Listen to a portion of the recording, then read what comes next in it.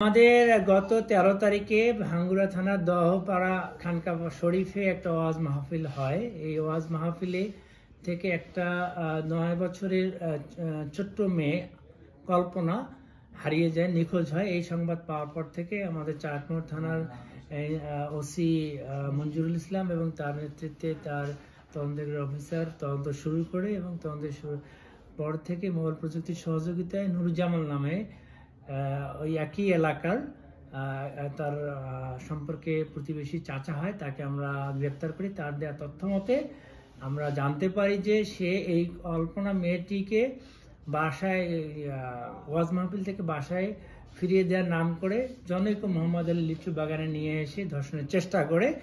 যখন এই বিষয়টি সে চিৎকার করে এবং জানে যে সে তার প্রতিবেশী চাচা হয়, বিষয়টি সকলে জেনে যাবে বিধায় সেই ভয়ে তাকে গলা টিপে হত্যা করে। নিশ্চিত করার জন্য তার সালোয়ার কামিজ দিয়ে সেটাকে ভিন্ন খাতে প্রবাহের জন্য সে গলায় ফাঁস দিয়ে স্থান ত্যাগ করে।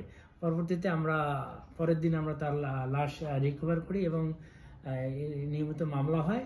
এ বিষয়ে আমাদের এ পর্যন্ত তদন্তে শুধু নুরজামালই জড়িত বিষয়ে আমরা পেয়েছি। বাকিটা আমরা আরো তদন্ত সাপেক্ষে আপনাদেরকে জানাতে পারবো।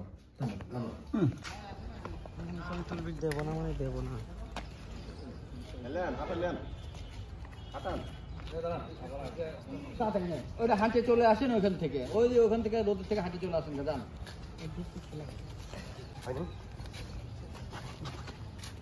উল্টা দিক চলে যান, এদিকে আসো তোমরা। আসেন। হ্যাঁ,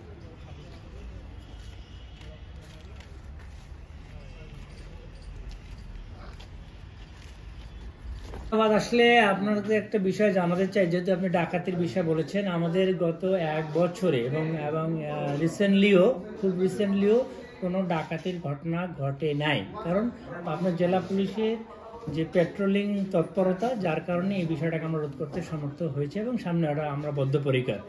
দ্বিতীয়ত, আমাদের ডাকাতির বিষয়ে কোনো ধরনের কোথাও কোনো অভিযোগ নেই। হ্যাঁ, ছোটোখাটো চুরির যে বিষয়গুলো রয়েছে এটা আছে, এটা বিচ্ছিন্নভাবে হচ্ছে। আপনারা জানেন যে আমাদের পাবনা জেলায় প্রায় 28 লক্ষ লোকের বসবাস, সেই তুলনায় আমরা পুলিশ খুবই অপ্রতুল। তারপর আমরা এই অপ্রতুল পুলিশ দিয়েই ম্যাক্সিমাম সিকিউরিটি দেওয়ার চেষ্টা করে যাচ্ছি। ইনশাল্লাহ আমরা সমর্থ হব সামনেও।